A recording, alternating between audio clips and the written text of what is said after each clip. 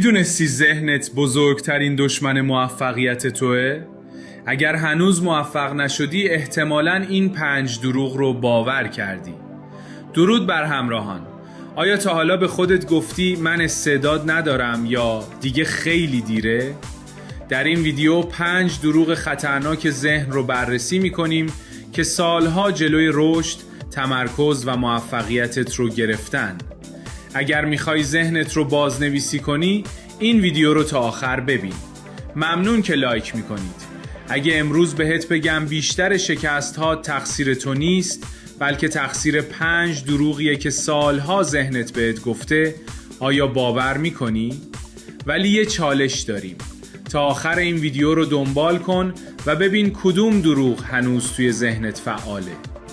دروغ اول: من آدم با استعدادی نیستم. حقیقت: استعداد ذاتی فقط 10% موفقیته، 90% تکرار، یادگیری. اگه استعداد شرط بود هیچ آدم معمولی نباید موفق میشد. مایکل جردن اسطوره بسکتبال تو دبیرستان از تیم رد شد، اما با تمرین روزانه استعدادش رو ساخت. طی آخرین تحقیقات که در سال 2025 انجام شده 90% موفقیت از تمرین میاد، نه ژنتیک. چالش: امروز یه مهارت جدید رو شروع کن، حتی اگر احساس کنی استعداد نداری. ذهنت دروغ میگه. دروغ دوم: دیر شروع کردم.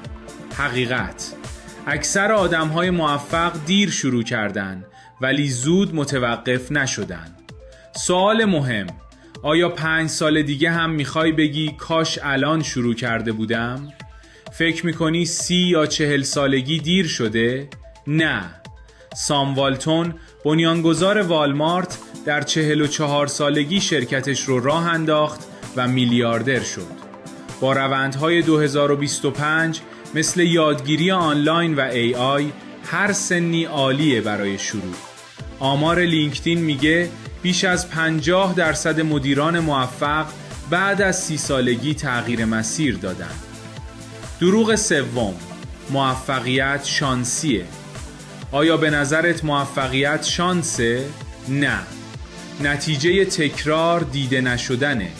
شانس فقط وقتی میاد که تو آماده باشی. به طور مثال ایلان ماسک شانس نداشت. سالها کار کرد تا تسلا رو بسازه. گزارش‌های اقتصادی 2025 از فوربس نشون میده 85% ثروتمندان از برنامه‌ریزی روزانه استفاده کردن. دروغ چهارم: من تمرکز ندارم. تمرکز یه استعداد نیست، یه مهارته. تمرکز نداری چون همیشه آنلاین هستی، ذهنت شلوغه، برنامه نداری. باید این رو بدونی تمرکز ساخته میشه، نه اینکه داشته باشی یا نداشته باشی. تحقیقات نوروساینس میگه مغزت با تمرین تغییر میکنه. ولی چالش: اگر بگی تمرکز ندارم هیچ وقت نمیسازیش. از امروز امتحان کن. دروغ پنجم: ذهن من ضعیفه. ذهنت ضعیف نیست، تمرین ندیده، مثل عضله.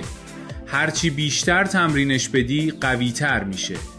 مطالعه، مدیتیشن، هدف نویسی مساویه با باشگاه ذهن. افراد موفقی مثل اوپرا وینفری با تمرین ذهنی موفق شدن. چالش: ذهن ضعیف نیست، تمرین نشده است. حالا چالش کدوم یکی از این دروغ ها هنوز توی ذهنت فعاله؟ عددش رو کامنت کن و اگه میخوای ذهنت رو بازنویسی کنی این ویدیو رو ذخیره کن و دوباره ببین. لایک کن، سابسکرایب کن و زنگوله رو بزن تا ذهنت به شکوفایی نزدیکتر بشه.